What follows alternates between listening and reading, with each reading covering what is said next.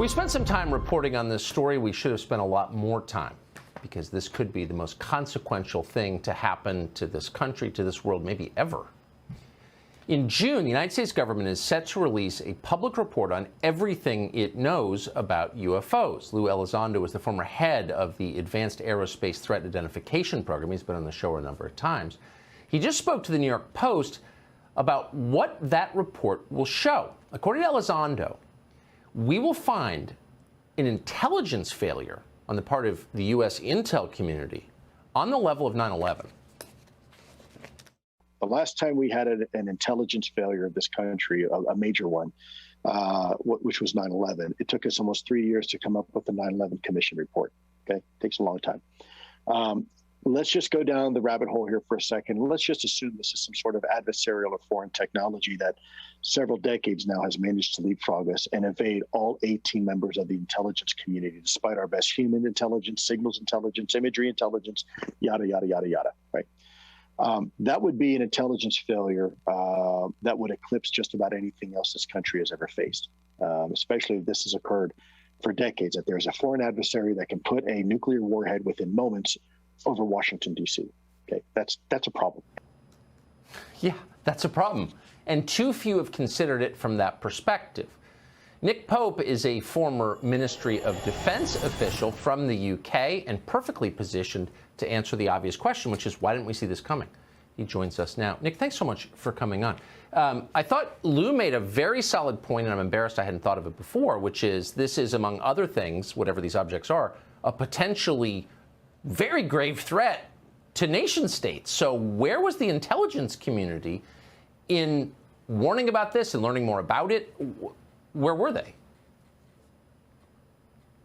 Well, that has to be answered, absolutely. I mean, we are under siege. It's like there's a war of nerves going on. And if this was drones belonging to a foreign adversary, there would be an absolute outcry. And yet, the situation we're in, that we don't know what these things are, and they might even be extraterrestrial, that's worse. So I agree with Luis Elizondo on this. This is a potential catastrophic failure of intelligence. And if it happened because skeptical bureaucrats were just saying to themselves, it can't be, therefore it isn't, then there must be a reckoning.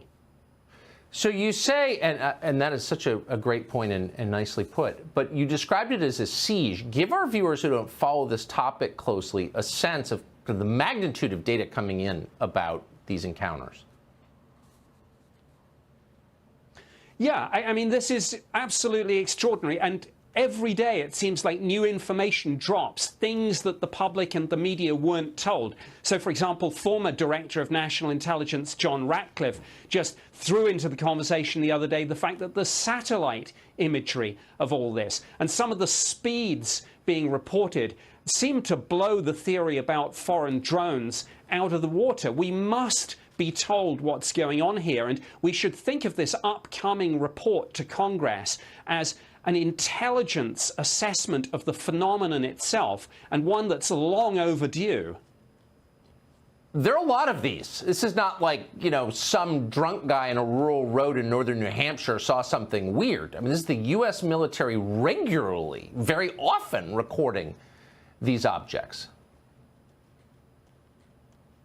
Yes, absolutely. It's pilots, it's radar operators, it's satellite data, it's measurement and signature intelligence. There's such a lot of information now, so much that the US Navy has instructions for its pilots on what to do if they encounter these things. Now, I think as we go into May, in the run-up to this report going to Congress, there's going to be a lot of things going on behind the scenes, a lot of politicking, jockeying for position, factions trying to kind of have their say on this. I anticipate more leaks of information, photos, videos, documents. There's a lot more to come here.